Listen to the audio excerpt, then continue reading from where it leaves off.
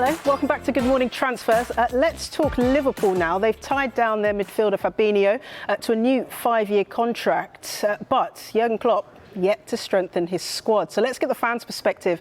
How are they thinking and feeling about all of this? Joining me now is Alex Gilday-Trott from Kop TV. Good morning to you, Alex. Now, I've seen that Manchester United have brought in Jadon Sancho. Chelsea look to be edging closer to Romelu Lukaku.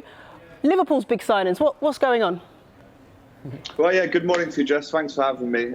Listen, we've got Konate through the door. We did that deal very early on in the window, which gives us a bit of confidence going into the season. However, yes, we are still lacking in a replacement midfielder and a forward, in my opinion. But locking down Fabinho, Alisson recently as well, and Trent, that's great news, and I'll take that all day long.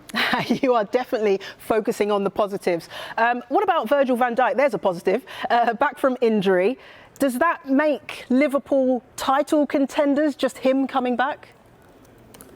I would say yes, Jess, without sounding too biased. I mean, not only has Virgil van Dijk returned after 285 days of being away, but also his best mate, Joe Gomez, and Joel Matip are now back. And actually, I think, considering how poor we were last season at centre-back position, it's actually turned into our strongest area on the pitch now. Don't forget, we've still got Konate to challenge and also Nat Phillips, who still is the wallpaper of my phone. The Bolton Baresi, what a player.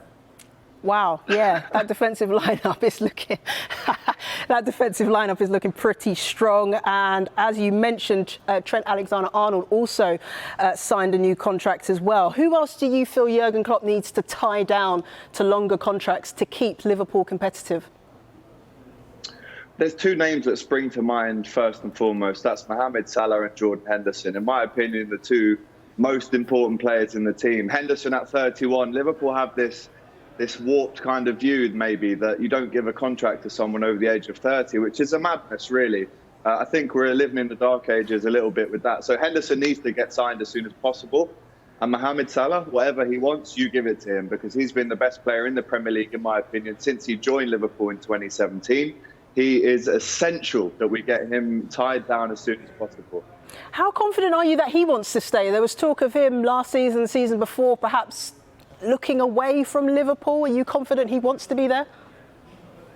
Well, listen, I think when you're as big as Mohamed Salah, you're going to get tempted every summer, aren't you, with more money? But I genuinely think he's very happy at Liverpool. I think if you look at his record across the last 4 seasons, it's been incredible. And could he do that with another club? I'm not too sure. So Mohamed Salah and Liverpool is a romantic tale that I do feel will last at least 2 or 3 more years, and hopefully longer than that. Yeah, I bet you're keeping your fingers crossed under the camera there. I can't see it. Gini Wijnaldum has gone to PSG. Now, you also mentioned just a second ago that you think Liverpool should sign a more attacking player as well. That's what they're missing.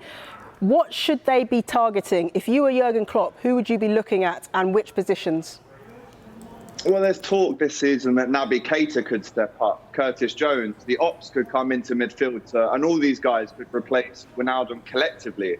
I just think going into this season, we need the strength and depth. We have to nail down a central midfielder, someone like Salah, who obviously we've been linked with very heavily in the last couple of weeks. I think we're just waiting to pay the fee agreed. But then not just in midfield, it's also the forwards as well. But then again, there's been talk that Harvey Elliott could step up this season and maybe play 10 to 15 games. I mean, like I said, we've got Konate. That's one big tick, but there's 2 ticks remaining for me. One thing I've been very keen to tell the subscribers on the Kop TV is, guys, listen, we've still got 3 weeks until the transfer window shuts.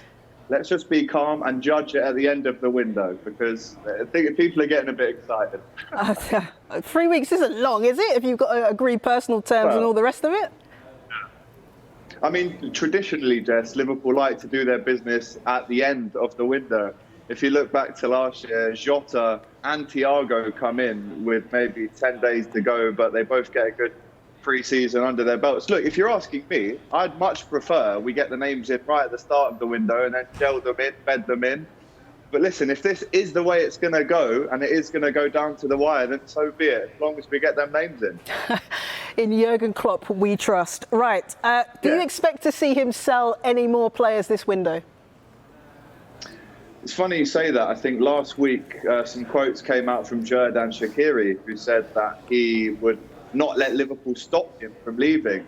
And then he joined up with the team in Evian in France yesterday and said he can't wait for a big season with Liverpool. So a bit of a contradiction there. I do expect a couple players to leave. I think we have to get rid of a couple just to fill the homegrown quota. So the likes of Minamino, the likes of Shaqiri, Origi as well, I could see out the door. Karius has still got to leave, unfortunately.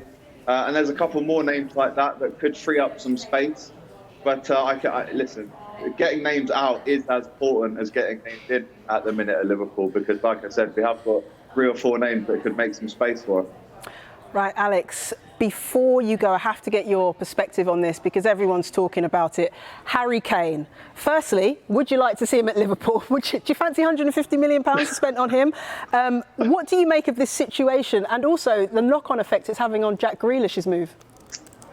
Do you know what? I did a video yesterday saying Pep is a bit of a liar, isn't he? Back in July, he said, there's no way we can afford strikers. It's impossible, he said.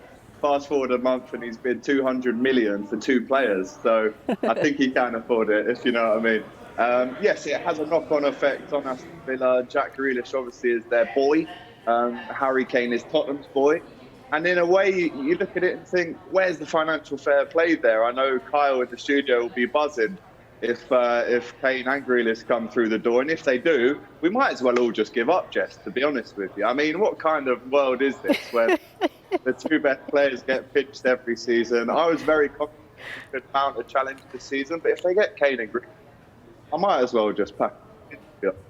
There you have it, a Liverpool fan saying that they may as well just pack up and leave if they get Harry Kane and Jack Grealish. Brilliant. A pleasure to talk to you, Alex Gilday-Trott from Kop TV. Thanks for joining us this morning. You.